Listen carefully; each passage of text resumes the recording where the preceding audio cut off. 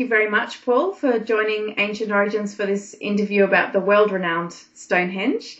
So just by way of introduction, you're an author. You're also a researcher of ancient and indigenous symbolism, I believe. And your book, which is titled Stonehenge as Above, So Below, is really the topic of our discussion today. So would you say that Stonehenge is the main focus of your research, or is it one of many ancient sites that you put your attention to? I started studying ancient symbolism about 13 years ago, and wrote a book that came out about 3 years ago that addressed specifically ancient and indigenous symbolism associated with the circle, and what the circle and its various configurations with other geometrics associated with it, what it means in terms of sacred symbolism, sacred relationships. And after finishing that book, which was quite a lengthy book because I was addressing cultures from around the world and throughout time, ended up with about a 600-page book on it. But I thought that a concrete example of what I was discussing more theoretically, I thought a good example that people could relate to would be Stonehenge as a circular sacred symbol is really what it is. Architecture is symbolism, and so I thought this would be an excellent example for people around the world to understand what the symbolism of the circle means. And so that was much of my research for the last couple of years as I was preparing the current book that came out in March. Interesting. So have you found then that there is connections between the symbolism present at Stonehenge and symbolism that you found elsewhere at other ancient sites? Very much so. There's a common thread of knowledge, understanding in terms of how to apply geometry in understanding concepts, important relationships, vital relationships that people have understood for many thousands of years. Those being between individuals, between ourselves and Earth, ourselves and the cosmos, and ourselves and the Creator. Those are essentially the four sacred relationships that are most commonly expressed through symbolism. So one doesn't need the written word, and there wasn't a written word so many thousands of years ago, but people could relay understandings, and there would be a common understanding of these sacred relationships and how vital they were to the workings of the universe, to life on Earth, and the human being in particular. So for some reason, all cultures around the world have generally applied the circle to represent these types of relationships. And the circle is a symbol in itself representing another geometry, and that of spherical geometry. Now, most cultures, you won't find information overtly expressed that the circle is representing a sphere. But indeed, that appears to be the case in many ancient and indigenous cultures throughout time, up until the last couple hundred years, when many indigenous cultures were discovered by Western cultures and exploited and decimated and so forth. A lot of the cultural information, understanding of these sacred symbols and the relationships was destroyed. But the few records that we have and the few traditional people living traditional culture that survive, we have those records, we have those ethnographies, and they all point to the circle representing a sphere, representing, again, these four sacred relationships. For some reason, around the world, throughout time, it didn't matter when the culture was existing, that same understanding of sacred symbolism comes into play. And so these different cultures, ancient and indigenous, throughout time around the world, when they used those symbols, a circular symbol, other cultures at other times later on would understand what that means. That's one reason, a very good reason, why people 4,500 years ago in Britain constructing henges, these circular ditches and banks, including the one at Stonehenge, were constructing these circles to specifically say this is representing the universe, a spherical universe, the spherical world, the sphere about mankind, the sphere about an individual human being, the universe, the creator, other people, the environment around the human being, and the human being centered within that, and a part of all of the universe, and all the universe is a part of them. Those types of understandings are coming through this sacred symbolism, and it's common across the board. And it's curious why that is, but it's a universal symbol that's applied that way. Yeah, just like a universal language, I suppose. But it's fascinating that you see these parallels between different cultures that supposedly had no contact with each other back then, but they all had these same representations. So I guess now a lot of people. Oh, sorry, you go ahead. Well, I was just going to say that it seems unusual, beyond coincidence, and because shamans, priests, priestesses, popping mushrooms thousands of years ago or some other hallucinogen, and returning back to the village and expressing what they had experienced in their visions and coming up with a symbol to represent these sacred relationships, almost invariably use the circle as an easy way to represent this spherical understanding, the spherical geometry of the individual and the universe or the world and so forth. So why that would be? Because there's an invariable, many infinite geometries that could be put into play here, but the sphere represented by the circle seems to be one that was used time and time again. Mm-hmm. Yes, that's right. So I suppose apart from the pyramids of Egypt, Stonehenge would have to be one of the most studied ancient sites on the planet. I think it's been going on hundreds of years. It's been studied by scientists, archaeologists, dowsers, alternative researchers, all kinds of domains. And I suppose some people have lost hope that we'll ever truly get to the bottom of the mystery of what it's all about, what its purpose really is. Would you agree with that, or do you think it's plainer to see than what we may initially realize?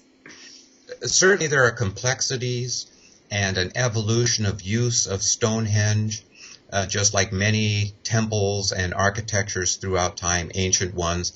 Difficult to say specifically how they were used in terms of rituals, ceremonies, different practices, cultural practices in terms of religions or sacred lifeways. But the symbolism fundamentally represents the same ideas throughout time. All of the evidence that we have, written and non-written, addressing these issues, points to these sacred relationships related to circles and then, as symbols for the sphere. So with that in mind, Stonehenge has the circular ditch in the bank and circular features of stones, and stones were placed and removed and replaced, and over time, over about 2,000 years. So there was an evolution of going on there of the geometry, but still related to circles. And so we see the circle, and we should automatically be recognizing what that means in terms of these sacred relationships and the sphere, with the one unique point at the very center. And so with that understanding that it's representing sacred relationships, much of the general understanding of the cultural importance was in that architecture is quite plain. How it played out, day to day for these people, the complexities there, that may be something we never completely figure out. I don't know that we really need to. But fundamentally understanding what that geometry was saying to them, and the fact that they built these structures, just like the pyramids, to last many thousands of years, there was an intention to keep these structures in place for a very long time. They were going to be eternal, just as the earth and the universe and the human spirit is eternal. And that I think that's why they were constructing them to last such a long time. And for that symbolism to be recognized by many generations in the future. Unfortunately, Western culture over the last 1,000 to 2,000 years has forgotten about the symbolism, pushed it off to the side, but we're starting to re-understand understand the importance of it, and more people are recognizing its vitality even today, which is a great thing to see. Yes, that's right. So one of the main theories, of course, about Stonehenge is that it's some kind of calendar, that's an astronomical observatory based on solar and lunar events that take place. But you've argued in your book that it's much deeper than this. Is that because of the symbolism present, or are there other things going on that give it a much deeper purpose than simply an astronomical observatory? Sure. It's an observatory, but not in the sense of scientific investigation and study. What we see is alignments of stone representing astronomical alignments that were already very well known. And so they're putting into play alignments that were already recognized as important in terms of calendrical activities, the autumn, the spring, the winter, the summer solstice, the equinoxes, and that's been recognized for some time. But how that fit into the culture has really been the question. But beyond that, beyond the alignments, is this circular symbolism representing a sphere. And that seems to be a symbolism that the archaeologists have not recognized. But fundamentally, that's the most important part of Stonehenge, is recognizing that geometrical relationship. What's also been missed then is the other structures, the other monuments that are found across the sacred landscape of Stonehenge, and how they interplay with each other. There's actually a plan that was constructed 1,000 years before the stones were placed at Stonehenge, such that it appears that these different monuments, and Stonehenge as one example, they're representing specific astronomical features. In other words, when you put them all together in the mid-Neolithic, about 3500 BC, 1,000 years before the stones are placed at Stonehenge, you have a map of the cosmos being placed onto Salisbury Plain.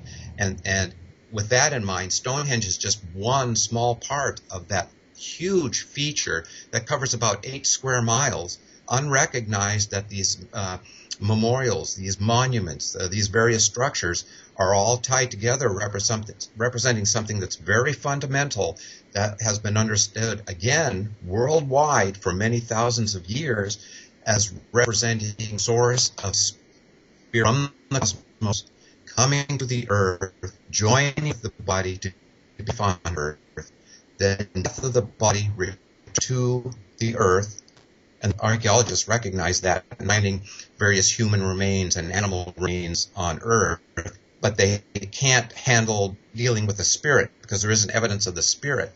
But the plan of Salisbury Plain very plainly shows that they were constructing what was understood universally as being the source of spirit in the cosmos. So they were providing a means of placing the body, returning it back to Earth, and allowing the spirit to return where it came from in the cosmos. And that's the map, the grand plan, I call it, that was laid out on the Stonehenge plain before the Stonehenge structure was constructed. And then each of these monuments following is representing certain parts of that cosmos over time, and through an evolution, there's some changes that happen. But these types of things have been completely unrecognized before. But I think when the scientific community can grasp those understandings that are very much like the ancient Egyptians, the pharaoh returning to the stars, returning to become the new Osiris, where the spirit returns to. These ideas that are being found now in Britain, very similar to Egyptians, Sumerians, Native Americans, the Mayans, and so forth. So it wouldn't be unusual to find it in Britain. No one. So would you say then that the primary function and purpose is based on the religious beliefs of the people at the time? In a manner of speaking, you could say religious. But my hunch is that these people were living the religion 24 hours a day, 7 days a week, 365 days a year, very much like Native Americans, where they're not practicing a religion. They don't have a religion. they're living a sacred life way, where the idea of life, the purpose of life, is to discover life, to understand why we are here, and understand that we are all connected. And so it's not a religion in terms of a specific god or gods that you're going to worship. It is life. Essentially, it's about life and the interconnectedness and understanding that and appreciating that as an individual. I believe that as indigenous ancient culture, 5,500 years ago in southern Britain, that's what they were expressing. There's this eternal of how did they move the stones and get them to Stonehenge today? But I believe that where there's a will, there's a way. We do not have the will now to do this. But 5,500 years ago, it had this eternal monumental structure representing these sacred lives, sacred relationships, had to be constructed. And every man, woman, and child that was capable of helping to accomplish this over many years did so, because there was no question that it needed to be constructed, just like the pyramids needed to be constructed, representing the same relationships, requiring thousands of people, many, many millions of man-hours to construct. It had to be done, and so it was done. So if you have the will, you'll find a way to do that, and the result is what we see, these structures that are many thousands of years old and will remain here for many thousands of years.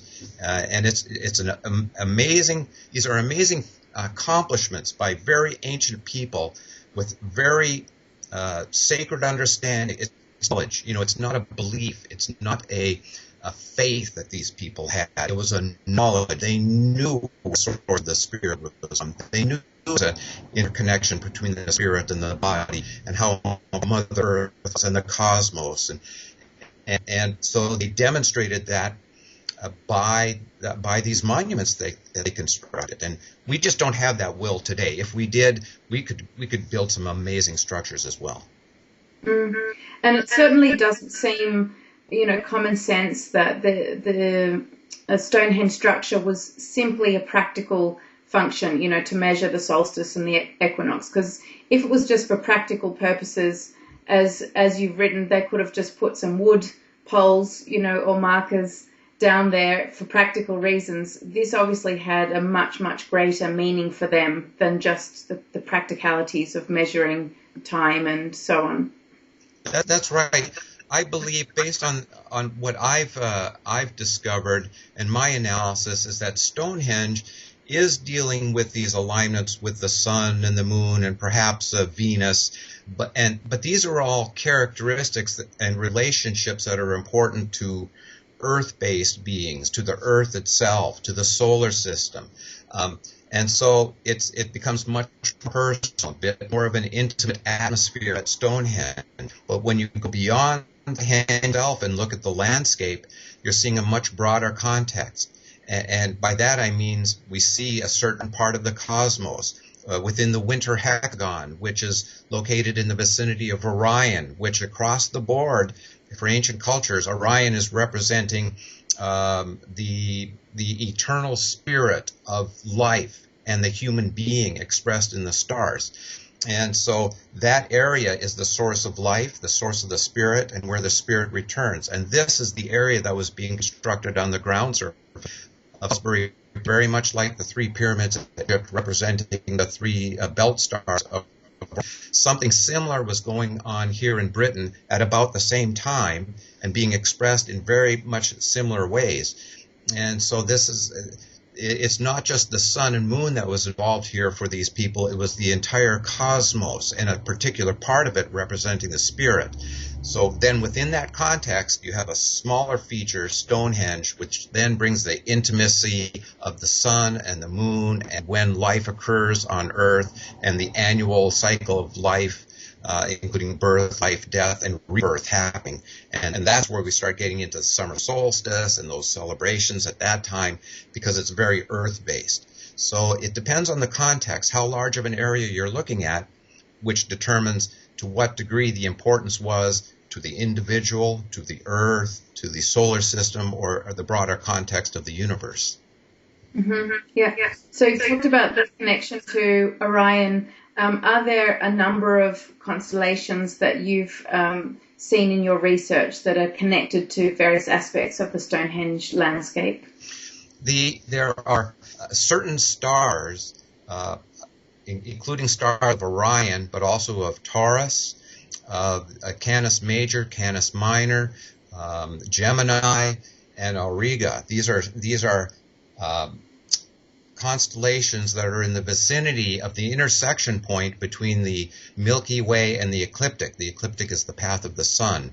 And the Milky Way and that ecliptic, they intersect in the sky at two locations, one of them being very, very close to the right hand of Orion, which is reaching up along the Milky Way, reaches up to the ecliptic. And so at his hand is virtually the location of this crossing point. At his hand is the location where is about the center of the winter hexagon that I describe in the book.